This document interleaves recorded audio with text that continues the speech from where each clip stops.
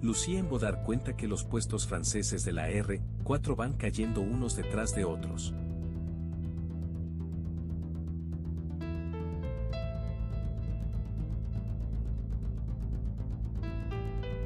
Los campesinos fieles a Francia son abandonados y ya solo pueden oír.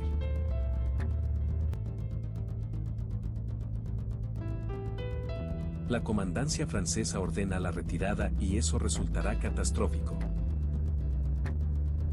El 10 de octubre de 1950 los franceses caerán en una gran emboscada.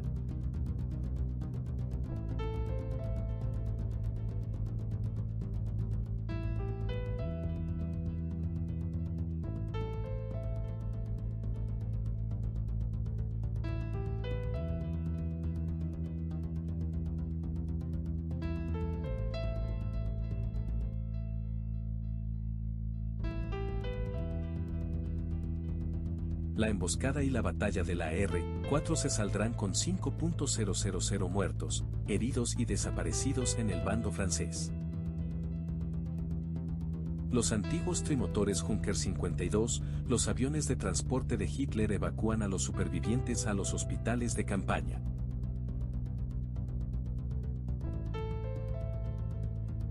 El jet la modelo convertida en enfermera escribe: con un calor sofocante, oigo a hombres destrozados llamar a sus madres como niños pequeños. Un vientre abierto, un ojo arrancado, piernas desgarradas. Todos los heridos de los puestos tonquineses aislados perdidos bajo el fuego del 10.000 días.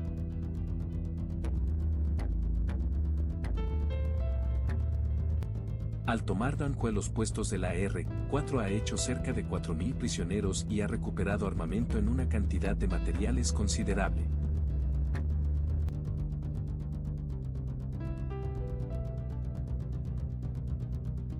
Los prisioneros franceses caminan durante días, durante semanas hasta llegar a auténticos campos de exterminio.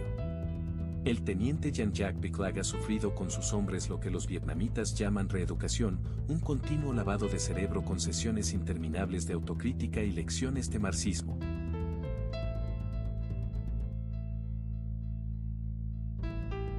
El teniente Biclag relata: los guardias gritaban: todos vosotros sois colonialistas, criminales de guerra, enemigos del pueblo vietnamita. Lo normal sería eliminarlos, pero gracias a la política de clemencia del presidente Ho Chi Minh, vas a salvar la vida y lucharéis por la paz. Muchos prisioneros se niegan a someterse, a firmar llamamientos a favor de la paz en Vietnam. Morirán de hambre. Con afán propagandístico, el Viet Minh recompensa a quienes parecen adherirse a su ideología y reparte entre ellos rodajas de piña. El adoctrinamiento es una de las armas de la Guerra Fría, el sello de la confrontación entre Oriente y Occidente.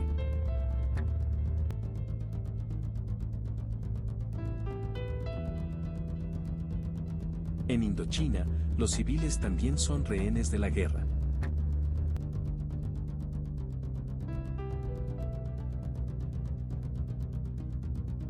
Y ese mismo mes de diciembre de 1950 también huyen de los combates.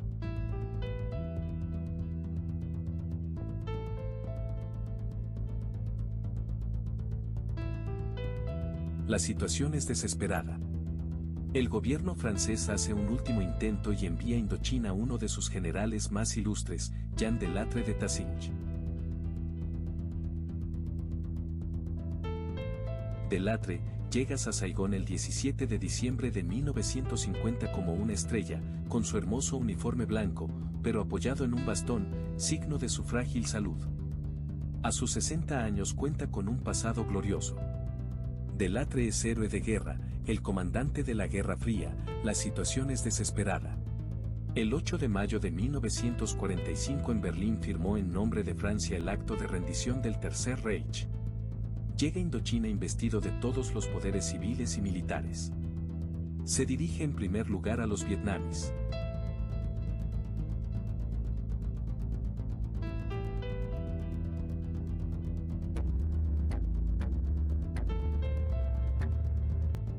En esta guerra civil, los soldados de Bauda y Sonyer, hermanos y primos de los combatientes comunistas, cada vez más adoctrinados por los maoístas chinos, partidarios de la línea más radical. El plan de su líder, el general Hap, y de sus consejeros chinos, es no dar tiempo a De Latreille, tenderle cuanto antes una trampa y expulsar a los franceses. El objetivo es continuar los ataques hacia la ciudad de Vinh Diem, situada en el borde de la zona dominada por el vietnamís. El 13 de enero de 1951, Hap ataca con sus divisiones de choque 308 y 312.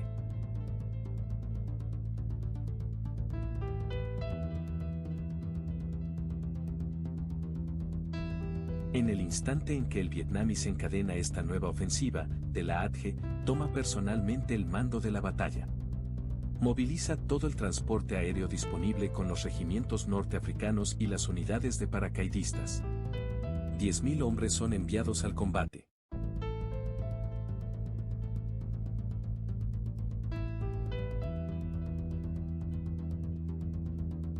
Robert Hambaut, teniente de artillería, escribe: el espectro de la derrota ha desaparecido. Por fin tenemos un jefe, un verdadero líder que nos llevará a la victoria. Nunca hubiera imaginado que la batuta del general Ham tendría tal influencia sobre la moral de las tropas.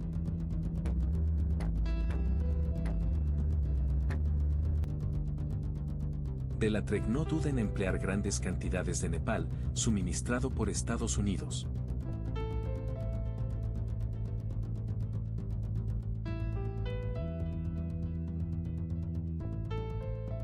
En 4 días el Viet Minh cae derrotado, dejando sobre el terreno 1.000 muertos, 6.000 heridos y 500 prisioneros.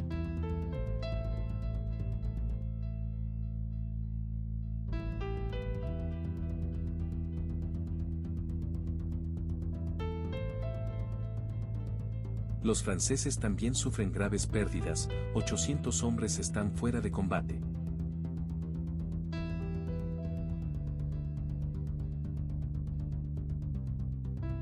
De Latreille no triunfa.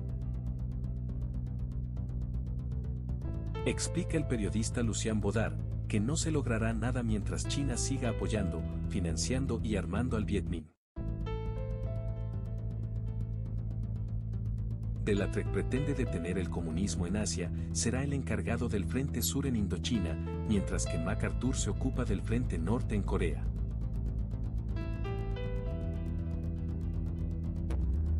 El 5 de marzo de 1953, desde su ventana el agregado militar estadounidense el mayor Martin Manahoff filma un extraño cortejo de coches oficiales.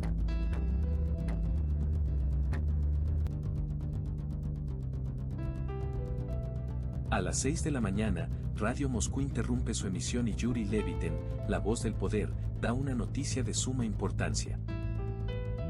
El líder de la Unión Soviética ha fallecido, deja en shock al pueblo soviético.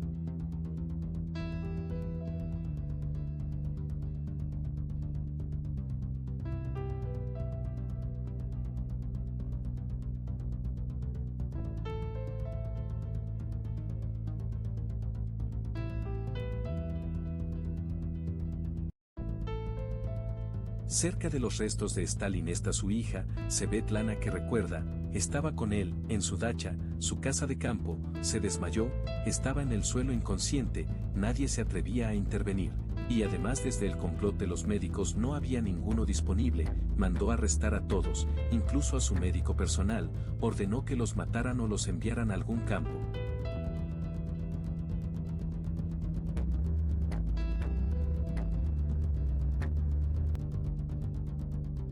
Entre ellos están los 3 principales dignatarios soviéticos de Rusia. Lo cual creo que es el primer paso para un cambio de líder, de línea de mando y de ideología. Los tres han dejado agonizar a Stalin durante 3 días por miedo a las represalias en el caso de que despertara y para asegurarse de que realmente estaba muerto y organizar su sucesión.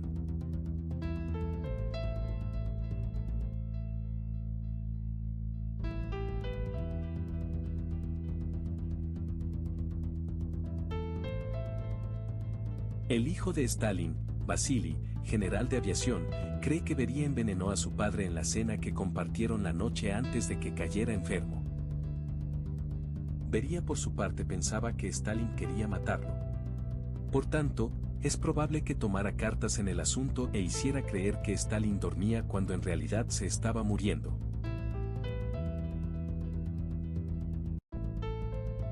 Estas son las últimas imágenes de Beria estrechando la mano a quienes lo detendrán unas horas más tarde, el 26 de junio de 1953. 3 meses después de la muerte de Stalin, todos estos hombres vestidos como mafiosos ordenan su ejecución. Khrushchev finalmente accede al poder. Aparta a Malenkov, pero esta vez sin matarlo. Los tiempos cambian. Frente a este nuevo poder soviético, en Estados Unidos hay un nuevo presidente, el general Eisenhower, que sucede a Truman.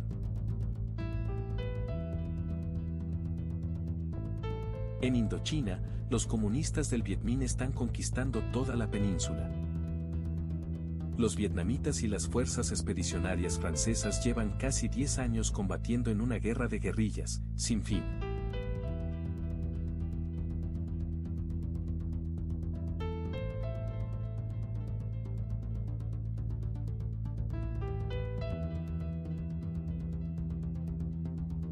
Henri Bonnet, embajador de Francia, intenta convencer a los estadounidenses para que intervengan.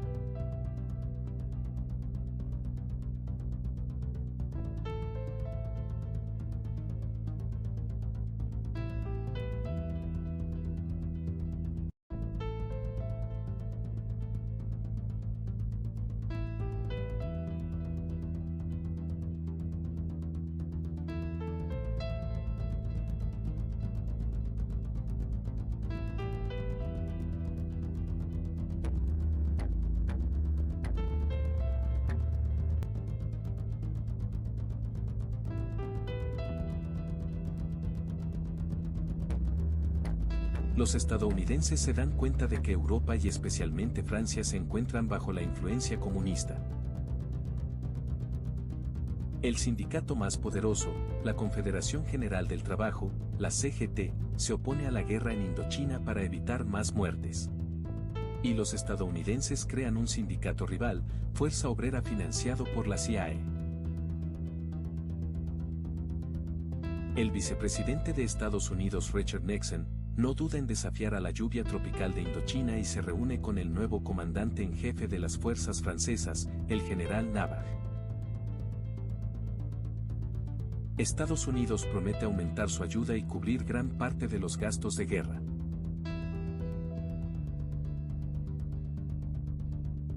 Está a favor de que los vietnamitas participen en la lucha contra los comunistas. Hay que impedir, protegido por Francia, y deben detenerlos, un pueblo que se encuentra a 300 kilómetros de Hanoi, en un valle con una antigua pista de aterrizaje, la única de la región.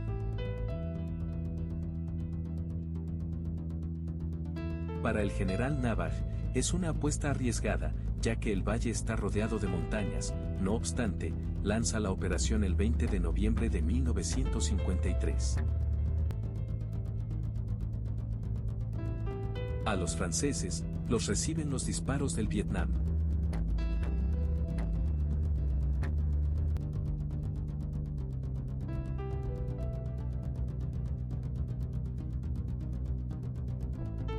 El comandante Villar, jefe del 6º Batallón de Paracaidistas, solicita el apoyo de los 926 estacionados en Hanoi.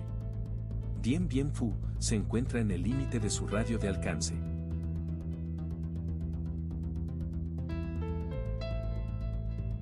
La distancia que los separa del campo de batalla impide a los aviones permanecer mucho tiempo sobre los objetivos.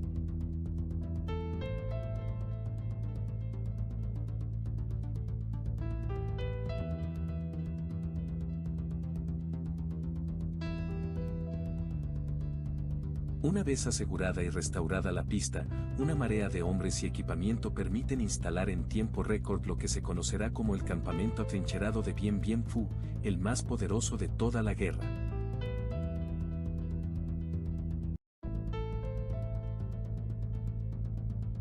La pista de aviación, centro neurológico del dispositivo, está protegida por posiciones. Los puestos de resistencia llevan nombres femeninos y los puntos de apoyo se designa con un número.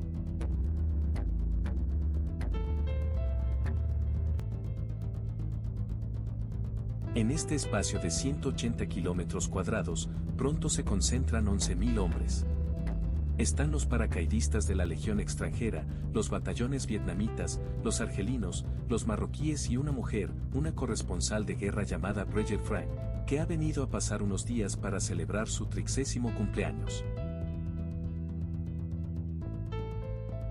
Está preocupada por la euforia de todos estos soldados y el 21 de febrero de 1951 escribe en su diario: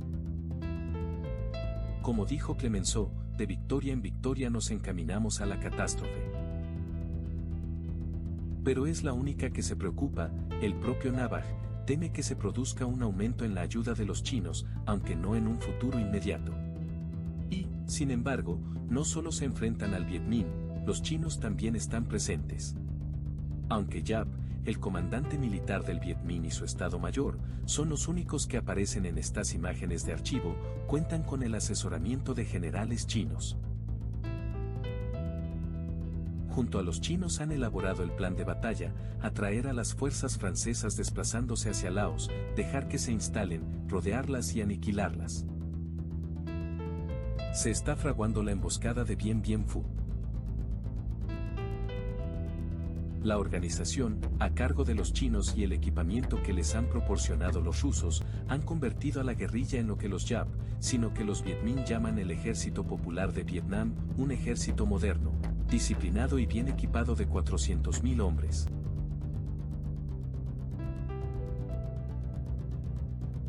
A principios de 1954, los chinos ayudan al Viet Minh a montar una poderosa ofensiva.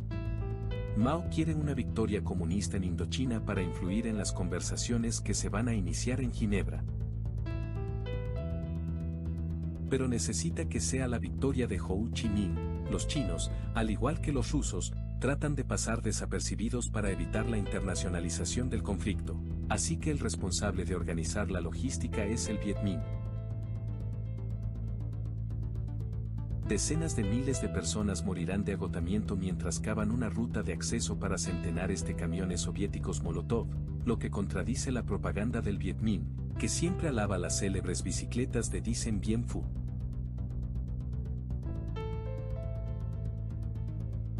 Las bicicletas son las que han transportado a una división de artillería, un regimiento de cañones antiaéreos y decenas de miles de obuses han sido los camiones Molotov, que se mueven protegidos por la jungla o al amparo de la noche, lejos de la vista de los franceses. El Viet Minh difunde también la imagen de estos heroicos combatientes, arrastrando cañones de 105 milímetros y 2 toneladas de peso, cuando lo cierto es que son desmontables. El propio general Giap lo confirma al decir: el Estado Mayor francés creía que no sería imposible llevar la artillería a las cumbres que dominan el valle de Dien Bien Phu. Pero desmontamos los cañones para transportarlos pieza por pieza hasta escondites excavados en la montaña.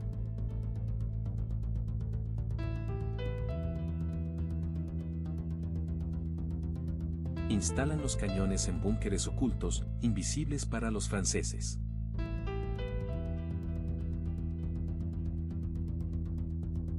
El 13 de marzo de 1954, el Viet Minh ataca. Los cañones son una pesadilla para la artillería francesa que es incapaz de alcanzarlos.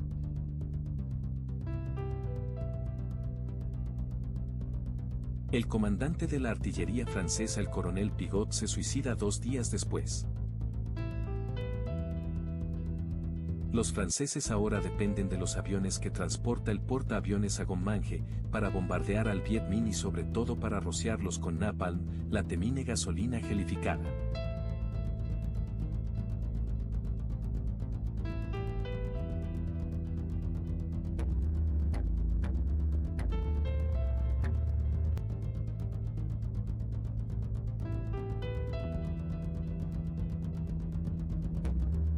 Los pilotos de las Fuerzas Aeronave y los del Ejército del Aire se enfrentan a una formidable barrera de cañones antiaéreos de origen soviético.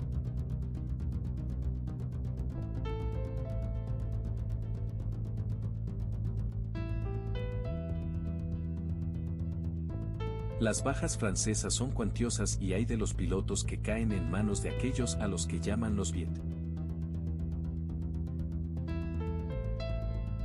Daniel Gobert de la Fuerza Aeronaval morirá de agotamiento durante la larga caminata que el Viet Minh impone a sus prisioneros.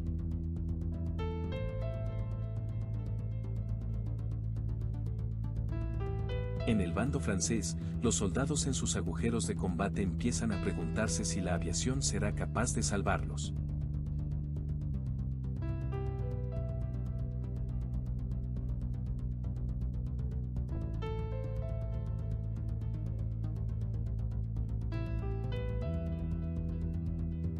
Seis meses después de instalar este campamento atrincherado, a estos hombres les aguarda un mundo de tinieblas.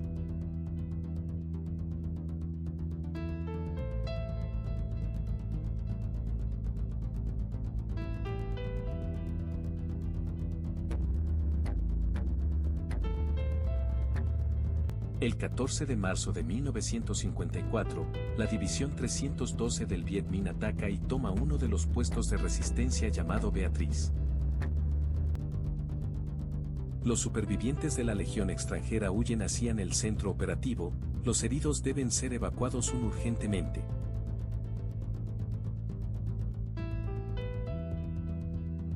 Detrás de las líneas en Hanoi, una joven enfermera, Genevieve de Galax, se ofrece voluntaria para ir a buscarnos.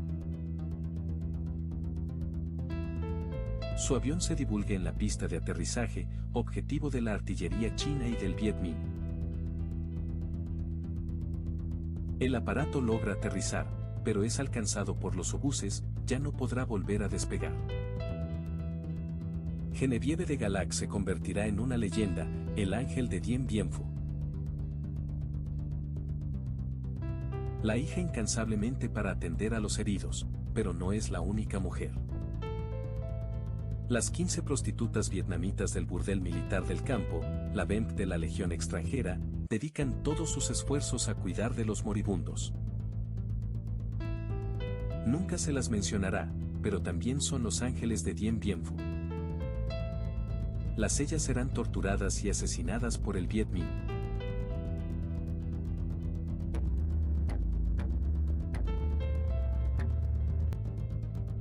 La pista de aterrizaje, el corazón del campamento atrincherado, queda definitivamente inutilizada. A partir de ahora los franceses solo podrán recibir suministros o refuerzos desde el aire. Sin embargo, muchos de los paracaídas que llevan las municiones y los víveres, desviados por el viento, acaban cayendo en posiciones del Viet Minh.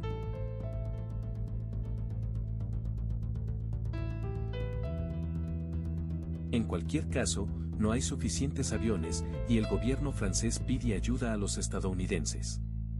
Pero estos prefieren evitar una confrontación con los chinos y prestan su apoyo también de forma encubierta, suministran aviones de transporte pintados con la escarapelo francesa. De uno de esos aviones se lanza en paracaídas un cámara del servicio cinematográfico del ejército. Pierre Sonderfear, de 26 años, salta sobre Dien Bien Phu, en plena batalla, el 18 de marzo de 1954.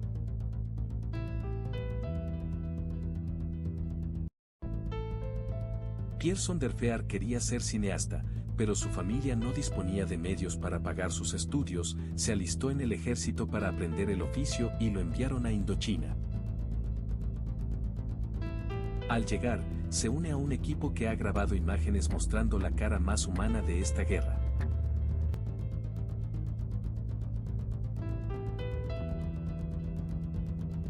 ¿Qué impulsa a estos soldados voluntarios a venir a Indochina? La mayoría se gana la vida a riesganos y a perderla. Pierre Sonderfear escribe en uno de sus libros: sé que el hecho de aceptar morir por una causa no significa que esa causa sea justa, pero a mí la causa me trae sin cuidado. Solo me importan los hombres, de algunos de ellos ni siquiera conozco sus nombres, solo los vi una vez. Todavía puedo sentir sus dedos en mi corazón. Un buen tipo, bueno de verdad, lo cambia todo, solo uno. Y allí arriba había montones de ellos, eran muy especiales, se lo puedo asegurar. A finales de marzo de 1954, Francia, desesperada, pide a Estados Unidos que lance bombardeos masivos contra el Vietminh. Se sopesa incluso el uso de la bomba atómica, pero esta vez el reloj del apocalipsis ni siquiera se mueve. En el Pacífico, en el atolón de Kini, los estadounidenses acaban de probar con éxito su primera bomba operativa. Es 700 veces más potente que la bomba de Hiroshima. Los rusos no disponen aún de una bomba equivalente. Albert Einstein cuestiona la supervivencia de la humanidad.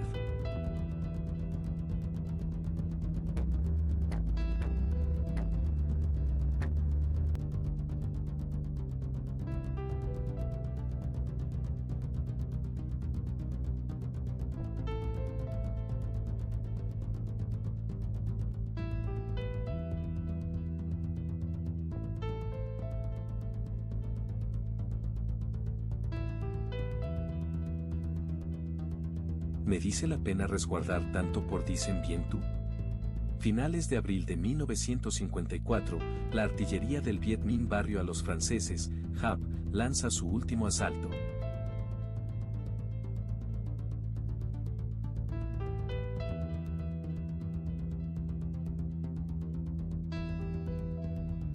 Destruyen todas las imágenes usadas durante la batalla para que no caigan en manos del enemigo. A partir de ese momento, las únicas imágenes de los últimos combates son las que graba el Viet Minh, que se reeditan después. Muestran la destrucción de los puestos de resistencia franceses bajo los obuses y lanzacohetes de origen soviético. Los 20.000 combatientes del Viet Minh lanzan su ofensiva contra los 3.000 defensores que aún están en condiciones de luchar. 2.000 encontrarán la muerte y 1.000 desertarán.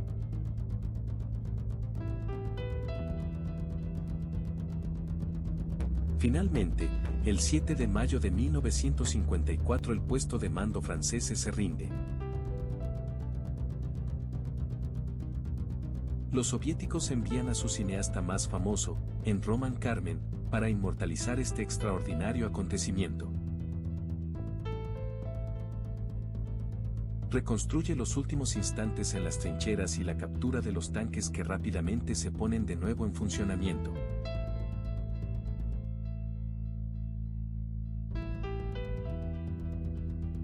Carmen hace hincapié en la participación estadounidense y muestra lo mejor del botín de guerra. Un general francés se trata del jefe de la guarnición, Christian de la Croix de Castres, descendiente de una ilustre familia francesa, uno de cuyos antepasados fue ministro del Whist. Al general de Castres lo interroga cortésmente un intérprete del Viet Minh, que representa a su soldado más joven y le tranquiliza sobre la situación de su estado mayor. A los oficiales franceses les dan fruta y el periódico comunista, L'Humanité. A continuación, Roman Carmen rueda un largo desfile de prisioneros, son 10.300, pero de los campos del Viet Minh solo regresarán 3.000. Carmen ha elegido un terreno accidentado para que los hombres tengan que mirar donde pisan y bajar la cabeza. Un símbolo de sumisión para mostrar al mundo entero la humillación de Occidente y la victoria del comunismo, la victoria que tanto anhelaba Mao para ejercer presión en la Convención de Ginebra.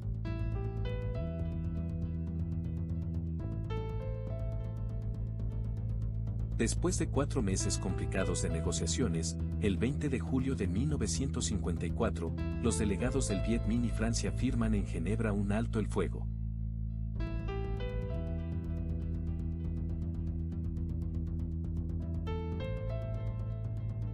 El emisario de Ho Chi Minh y hombre fuerte del Partido Comunista de Vietnam, Pham Van Dong, había llegado justo antes de la caída de Dien Bien Phu.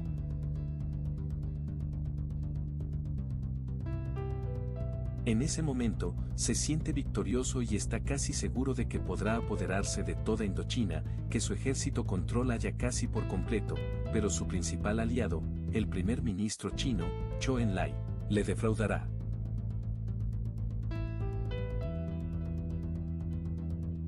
El Parlamento francés acaba de elegir como negociador a Pierre Mendès France.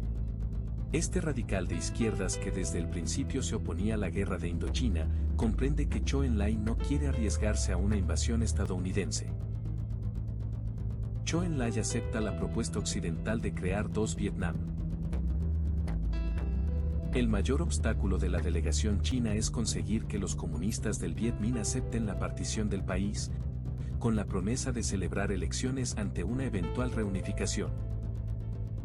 Los comunistas tendrán que conformarse con el territorio que se encuentra al norte del paralelo 17, en el sur se establecerá un régimen no comunista. Molotov, el delegado soviético, también presiona a Pham Van Dong, el representante del Viet Minh, para complacer a los franceses. Moscú quiere que Francia vote en contra del proyecto de un futuro ejército europeo, algo que preocupa a los rusos. Mendès France llega a una sorprendente conclusión. Para él, la guerra de Indochina que ha costado el equivalente a 2 millones de euros, no ha arruinado a Francia gracias al apoyo económico de dólar. La popularidad de Ho Chi Minh está obviamente en su punto más álgido, dices a sus soldados. Gracias a la ayuda de la Unión Soviética y de China, el gobierno francés ha reconocido la independencia de nuestro país, nuestra victoria ha sido gloriosa, pero aún no es definitiva.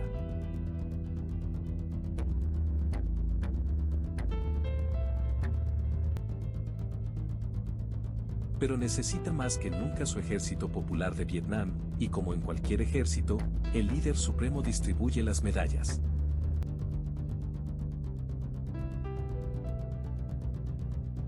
Ho Chi Minh todavía no puede dejar su refugio de la selva para instalarse en Hanoi.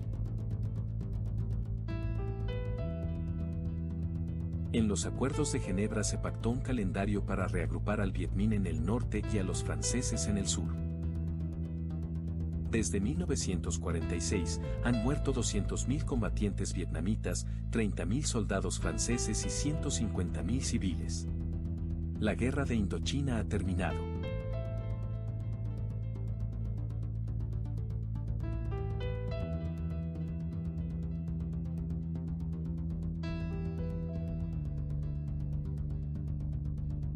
En Washington, el 21 de julio de 1954, el mismo día de la firma de los Acuerdos de Ginebra, el presidente de Estados Unidos da una conferencia de prensa. Eisenhower dice, si en una fila de fichas de dominó derribamos la primera ficha, podemos estar seguros de que la última también caerá. Así expone Eisenhower la teoría del dominó, el creador de la Guerra Fría. Ningún otro país puede caer en manos comunistas para que contamine a sus vecinos. Una semana después, Nueva York brinda un recibimiento triunfal el general de Gaulle, el ángel de Dien Bien Phu. Es un tributo al sacrificio de los franceses. En la Casa Blanca, Eisenhower condecora al general con la Medalla de la Libertad. Estados Unidos trata de aliviar así su conciencia culpable. En Indochina, atenuándose a los acuerdos de Ginebra, se intercambian todos los prisioneros. Prisioneros del Vietnam deben manifestar su lealtad al comunismo. Y algunos prisioneros coloniales del ejército francés vuelven llevando en el pecho el retrato de Ho Chi Minh. ¿Cuántos de estos soldados norteafricanos acabarán luchando contra los franceses en Argelia unos meses más tarde? Detrás de lo que parece la alegre salida de un campamento de verano, se oculta en la mayoría de los casos una realidad sórdida, abominable.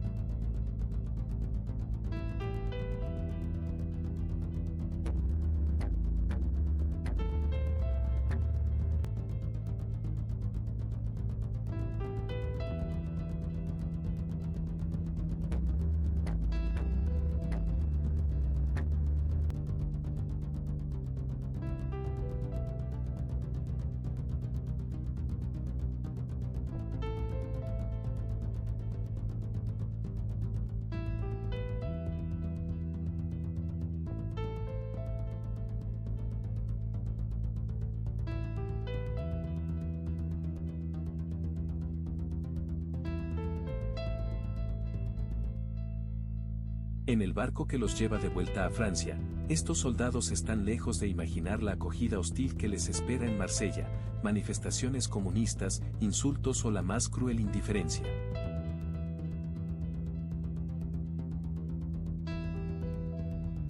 El general Navarre, derrotado en Dien Bien Phu, escribe: La guerra de Indochina no fue una guerra nacional. Fue un conflicto lejano, librado únicamente por soldados profesionales. Una batalla en aquel corazón de la nación que nunca entendió sus motivos, no participó en absoluto.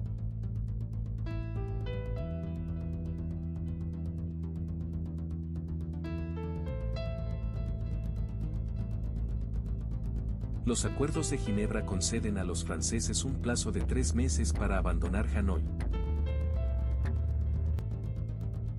Un suboficial francés escribe: Estoy furioso. Por culpa de un acuerdo firmado sin tener en cuenta todos los detalles, se nos somete a todo tipo de humillaciones. Como le sucedió a este soldado francés, expulsado por el vietnamís.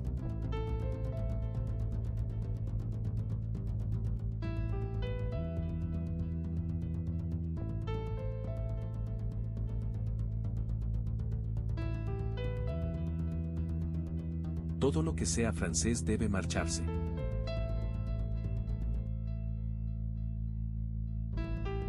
Los últimos soldados del cuerpo de expedicionarios desmantelan sus puentes y se llevan a sus muertos. Matan a las mulas para no dejarse la salvia en mí.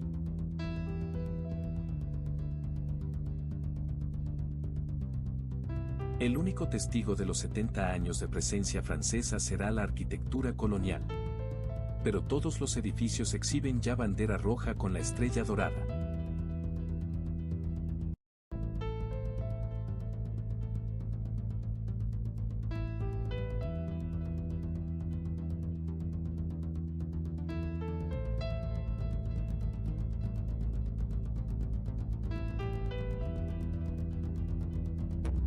El 9 de octubre de 1954, las fuerzas del Viet Minh entran en Hanoi.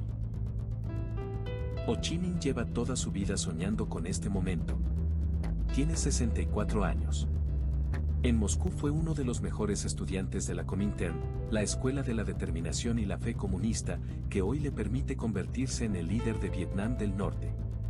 Sin embargo, todavía no se siente en paz y declara: Ahora debemos hacer todo lo posible por lograr la reunificación. Vietnam del Norte y Vietnam del Sur son nuestros. Cuando nuestro país esté unificado, nuestro pueblo será libre. La guerra de Vietnam está a punto de comenzar.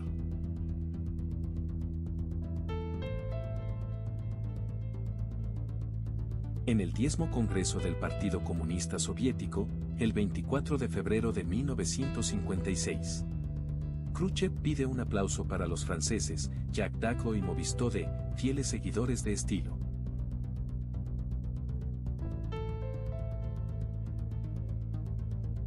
A continuación, comienza a leer un informe secreto que denuncia los crímenes de Stalin. Esta asombrosa noticia da esperanzas a los países del este colonizados por los rusos, como Polonia y, sobre todo, Hungría.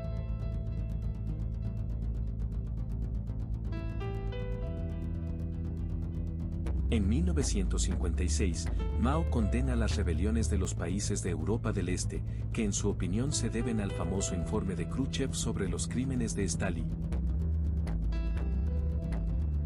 Mao quiere ser el sucesor de Stalin. Se considera el líder de los 1.000 millones de comunistas del mundo. Para él, la distensión con Occidente, que desea Khrushchev, solo puede debilitar al mundo socialista. Las guerras son los cimientos del comunismo. Es necesario continuar con la guerra en Vietnam. Mao ha contribuido en gran medida a la victoria de los comunistas en el norte.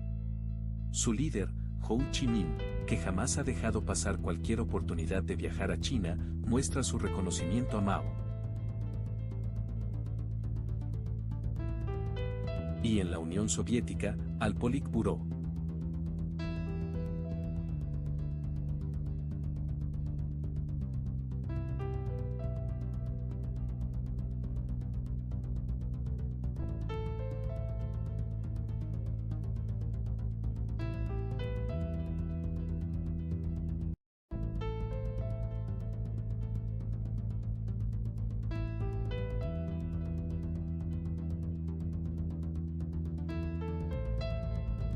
Ho Chi Minh sale llorando del museo de Lenin y Stalin.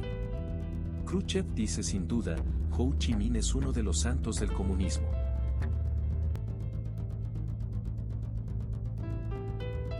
Ho Chi Minh ha recibido el equivalente a 100 millones de euros actuales de la URSS, y junto a los 200 millones que le ha proporcionado Mao, puede hacer frente a la hambruna que asola a su país.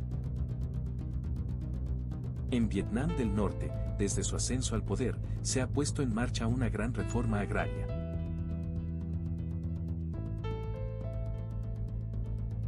Los campesinos vietnamitas representan el 95% de la población. Para controlarlos, el Estado se asocia a la URSS. Esta colectivización forzada ha comenzado destruyendo los títulos de propiedad.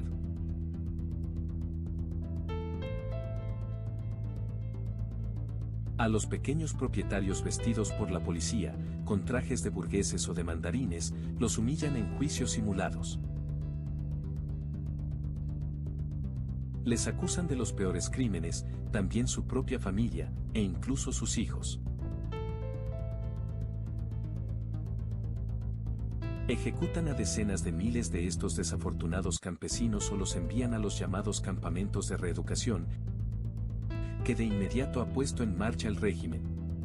Siguiendo el modelo estalinista, transforman 900.000 hectáreas en explotaciones colectivas, cuyas cosechas se entregan al Estado. En su libro, El paraíso de los ciegos, la disidente Don Tu Wong escribe: como un huracán, la reforma agraria ha devastado campos y arrozales. Desde 1954, centenares de miles de campesinos logran huir al sur. Y con ellos, una multitud de ciudadanos, funcionarios y empleados de los franceses. Al estar bloqueadas las carreteras, se embarcan en cualquier cosa que pueda flotar, incluso en balsas de bambú sobrecargadas con la esperanza de que los recojan los barcos estadounidenses.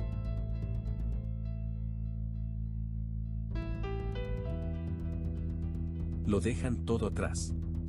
Su tierra y sus antepasados. Solo llevan consigo su fe cristiana que exhiben como un salvoconducto.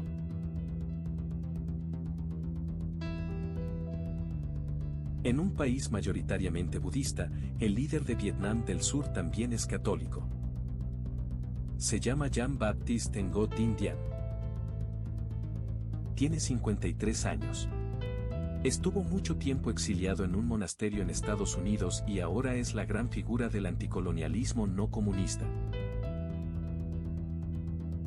Toda su estrategia la dicta el miedo a los comunistas, a quienes persigue y encarcela con la ayuda de su hermano.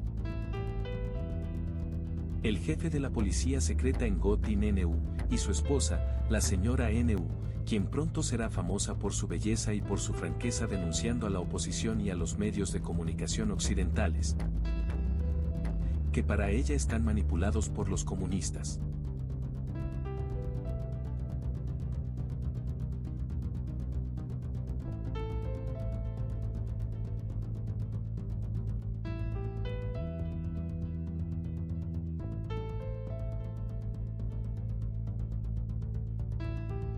Hanoi, Vietnam del Norte, Ho Chi Minh y los comunistas se preparan para reanudar la guerra.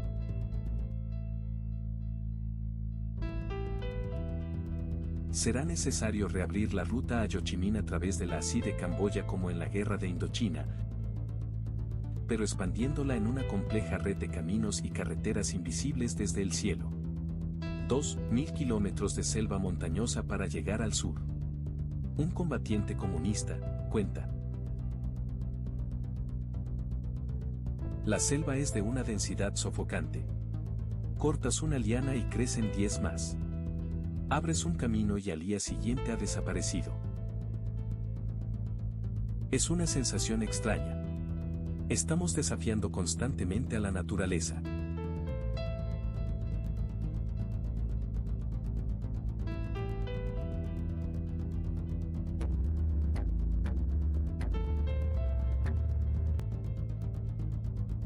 La mayoría son hombres jóvenes y bien adoctrinados.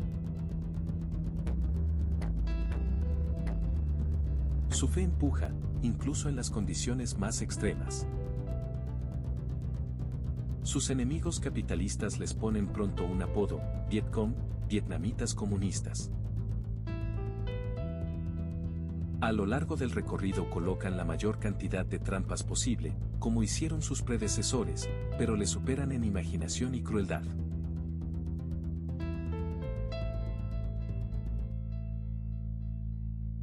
Amplían el número de zonas con trampas.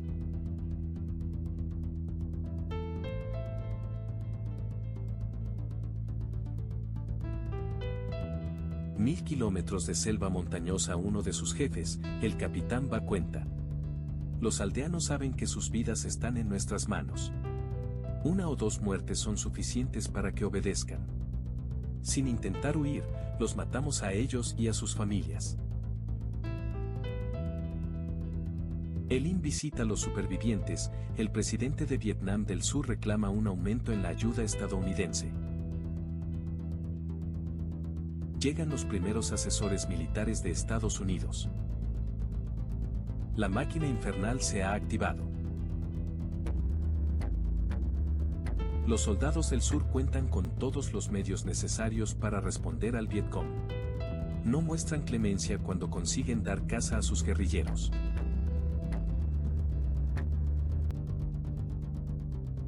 Ni tampoco con las aldeas que los alojaban.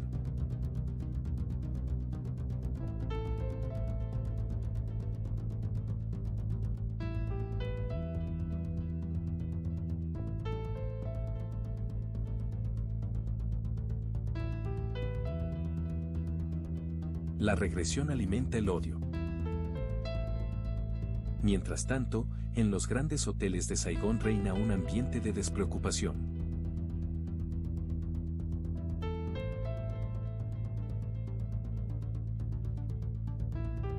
En Tequian, a Khrushchev les esperan otro tipo de atracciones. El 28 de septiembre de 1959, 15 días después de visitar Estados Unidos, va a China para celebrar el 10º aniversario de la ascensión al poder de Mao. Khrushchev teme a Mao, y ha decidido romper su compromiso de darle su último prototipo de bomba nuclear.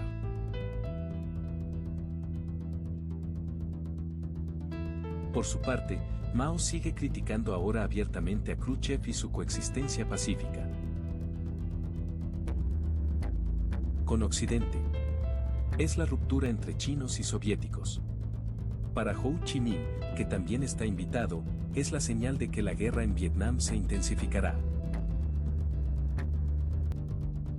Khrushchev escribirá después. China tiene a Vietnam firmemente sujeto entre sus garras y no aflojará la presión. El Vietnam comunista del norte entrena a su ejército para conquistar el sur. Las armas y los suministros de guerra fluyen por la ruta de Ho Chi Minh, que pasa por Laos, abocando a este país a la guerra.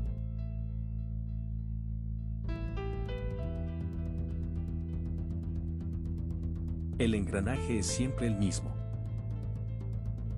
Los asesores militares estadounidenses cuentan ahora con las formidables boinas verdes, que vienen a entrenar al joven ejército de Laos, pero en la selva es otra cosa.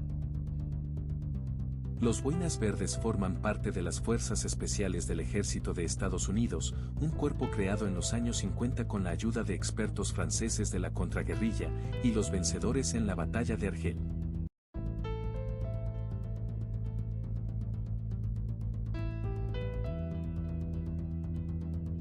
En Vietnam del Sur, los boinas verdes reagrupan a los habitantes en aldeas estratégicas bien defendidas.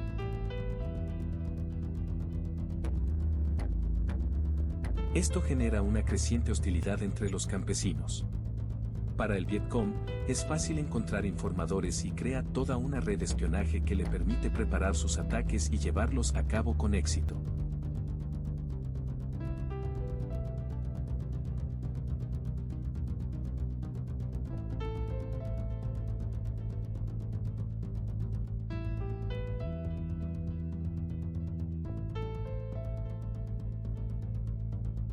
Los boinas verdes no son más que carnada en la selva espesa.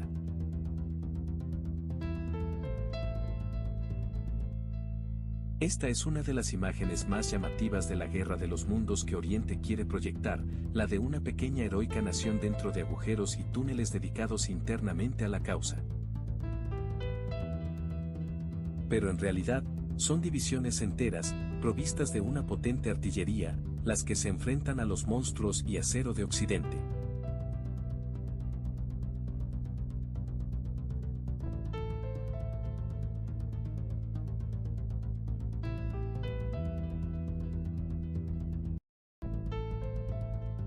...16 de octubre de 1964, la China comunista se prepara para detonar su primera bomba atómica.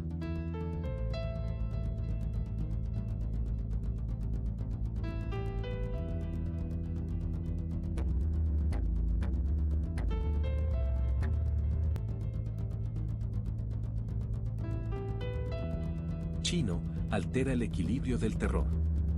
Se convierte en el quinto país en poseer la bomba atómica después de Estados Unidos, la Unión Soviética, el Reino Unido y Francia. El líder chino Mao Zedong frustra los esfuerzos de los rusos y los estadounidenses para limitar las armas nucleares. Mao pesará aún más en el conflicto de Vietnam. Recuerda su intervención en Corea en 1950 y amenaza: si Estados Unidos ataca Vietnam del Norte, que recuerde que los chinos tienen piernas y que las piernas sirven para caminar.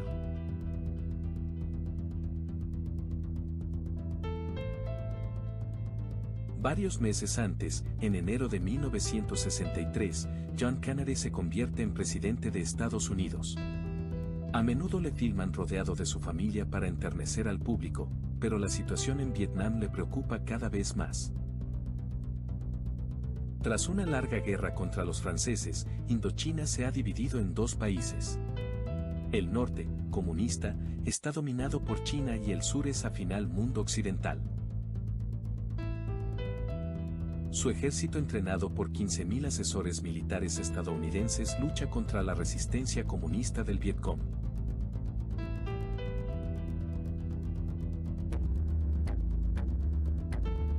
Que derrota a los vietnamitas del sur y a los estadounidenses en la batalla de Pac a menos de 100 kilómetros de la capital.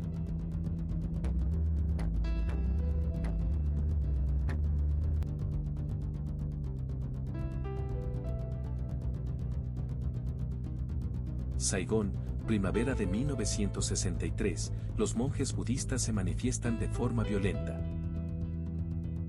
Acusan al gobierno de Vietnam del Sur, apoyado por los estadounidenses, de favorecer a los católicos. Y los survietnamitas acusan a los budistas de estar manipulados por los comunistas. Un fotógrafo llamado Brown recuerda: El 11 de junio de 1963 al amanecer, mis colegas y yo, recibimos una llamada de un templo budista. Nos dijeron que se iba a producir un acontecimiento en un importante cruce de calles en el centro de Saigón. La mayoría de los periodistas pensaron que se trataba de una broma, pero yo acudí. Cuando llegué ya había gente. Poco después, un coche se detuvo. Un monje budista bajó de él y se colocó en la posición del auto. Acto seguido un monje joven se acercó con un bidón de plástico y le roció con gasolina. El monje no gritó.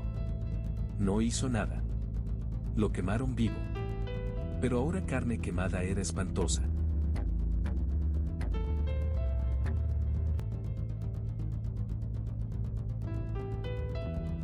Brown hizo esta fotografía con la que más tarde ganó el premio Pulitzer.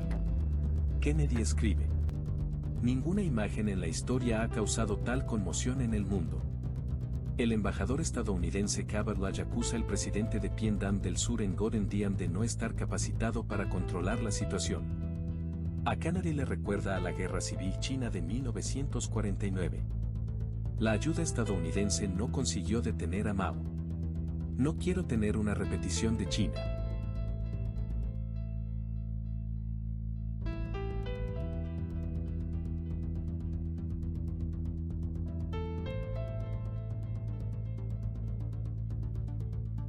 Porque eso fue la más grande avance que se acercó a nosotros y, perhaps, en este momento, cuando pasó a él el control de la comunidad.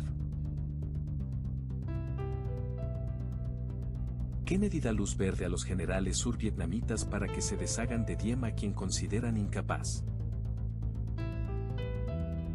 El 2 de noviembre de 1963, el ejército vietnamita toma el Palacio Presidencial.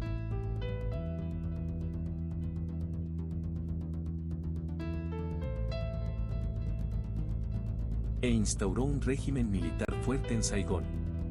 Diem, el presidente de Vietnam del Sur, y su hermano son ejecutados. Unos días después, el 10 de noviembre de 1963, Jackie y John Kennedy descansan en familia antes de emprender un viaje electoral a Las Tejas.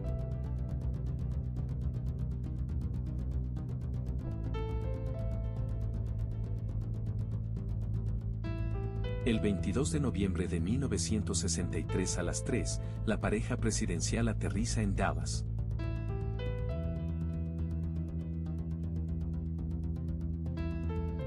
El interminable cortejo tarda 1 hora en llegar al centro de la ciudad.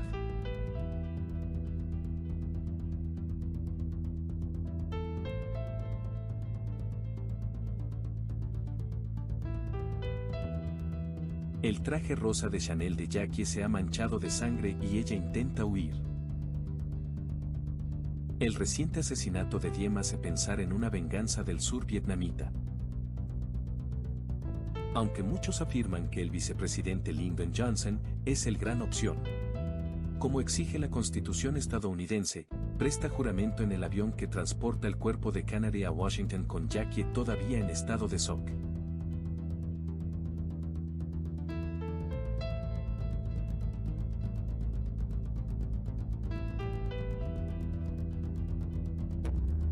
Lyndon Johnson, a quien las dudosas circunstancias han convertido en presidente de Estados Unidos, tiene 55 años. Había sido elegido vicepresidente por los hermanos Kennedy, por ser miembro electo del Partido Demócrata en el sur y por sus ideas antirracistas. Lejos de la sofisticación del clan Kennedy, se muestra como un hombre bueno y sencillo. En estas imágenes, se le ve rodeado de su familia en su rancho de Texas, aunque en realidad, su vida sentimental está agitada como una de su predecesor. Johnson está decidido a continuar la labor de Kennedy en favor de los derechos civiles, pero está menos involucrado en la lucha contra el comunismo que conoce escasamente. Lo que quiere, al igual que sus electores, es que los jóvenes estadounidenses que ya están en Vietnam vuelvan a casa.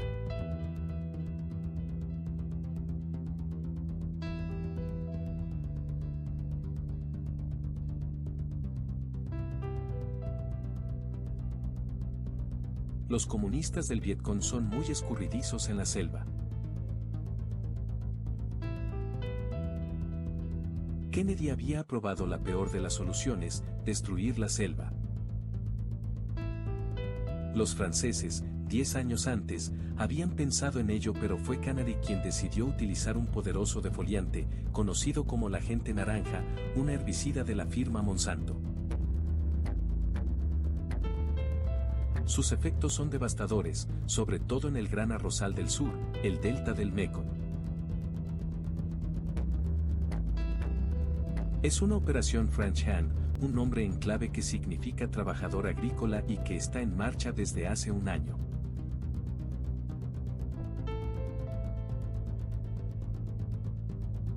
Pero eso no impresiona Ho Chi Minh, que sigue siendo un hombre, pero no es un hombre. Y cuando el líder de Vietnam del Norte, siempre muy activo ante las cámaras del mundo entero.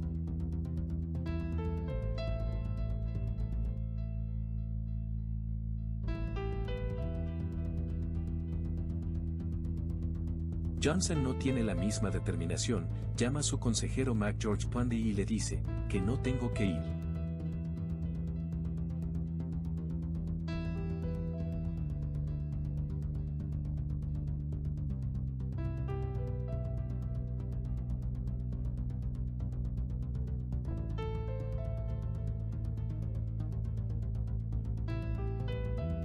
Johnson y su secretario de Defensa, M.C. Namara, envían a Vietnam al jefe del ejército de tierra, el general William Westmoreland.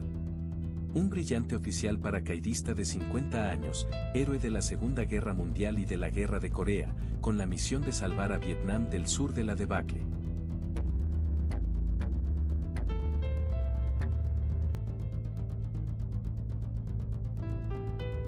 Cuando llega el 1964, se encuentra con una situación muy difícil. Los estadounidenses están convencidos de que ya no se enfrentan a los insurgentes del Vietcong, sino al ejército regular de Vietnam del Norte, que se ha infiltrado en el sur del país.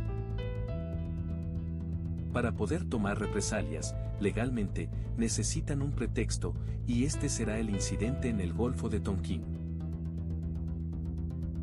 El 2 de agosto de 1964, dos buques de guerra de la Marina estadounidense se acercan en exceso a las costas de Vietnam del Norte y supuestamente los atacan.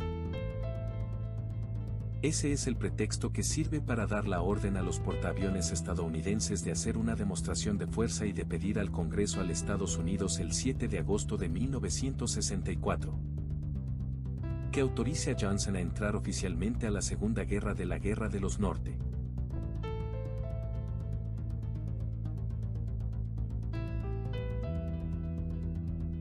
Sin hacer una desviadura, se encuentra en guerra contra Vietnam del Norte.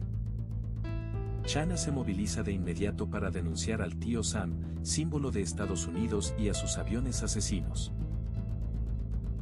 En Moscú, el 14 de octubre de 1964, los dirigentes soviéticos con Leonid Brezhnev a la cabeza, destituyen a Khrushchev, con la esperanza de acercarse de nuevo a China. Lo envían a una dacha, lejos de Moscú. Onki, la revista del Partido Comunista China, escribe: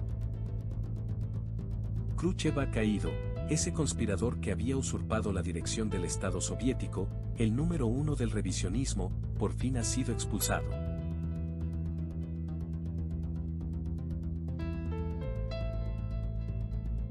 A Khrushchev no lo fusilan, como a otros, se sume en una profunda depresión y muere 8 años después a los 77 años. A los medios de comunicación rusos no les permiten publicar la noticia. Pero el New York Times escribe: él abrió las ventanas y dejó entrar el aire fresco, los cambios que aportó son irreversibles. Tras la retirada de Khrushchev se produce un acercamiento entre la Unión Soviética y Vietnam.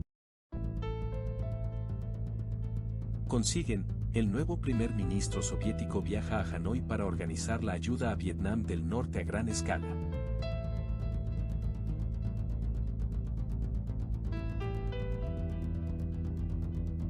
Una parte del material transita por China, que aprovecha para apropiarse de lo que le interesa y copiar la tecnología rusa.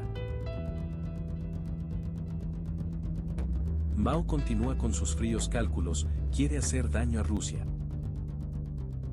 La gran cantidad de armamento que Rusia entrega a Vietnam del Norte causa unos problemas económicos a los soviéticos.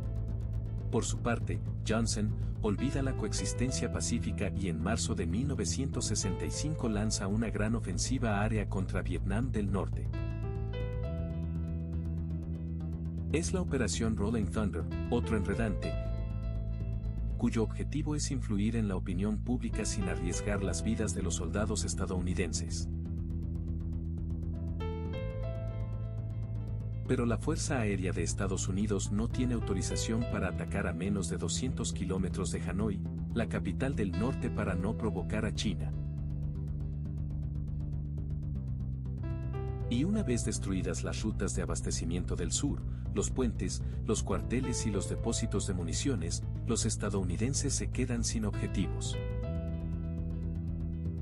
El celebrador John McCain, futuro candidato a la presidencia de Estados Unidos, entonces era piloto de la Marina.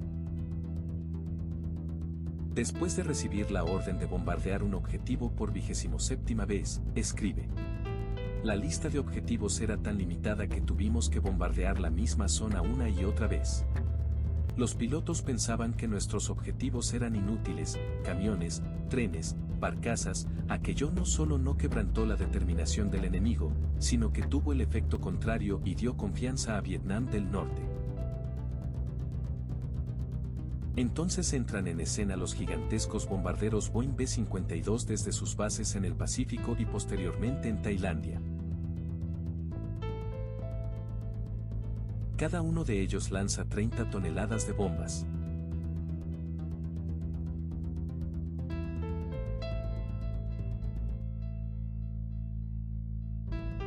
Un aldeano, en Gotucan, cuenta: si oye un estruendo enorme, oleadas de bombas estadounidenses hacen temblar la tierra. Los habitantes de la aldea huyen en todas las direcciones bajo una lluvia de proyectiles, los cadáveres se amontonan.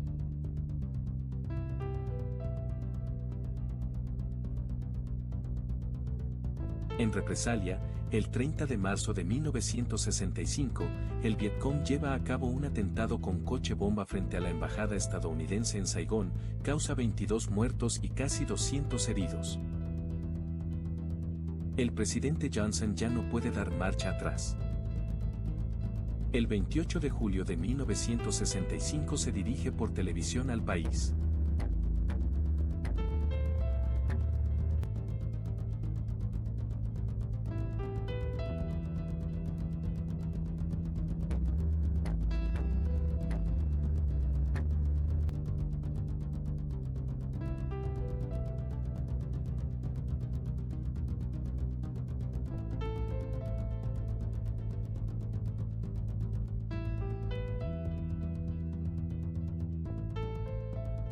La fuerza del ejército de tierra estadounidense en Vietnam pasa de 23.000 a 184.000 hombres.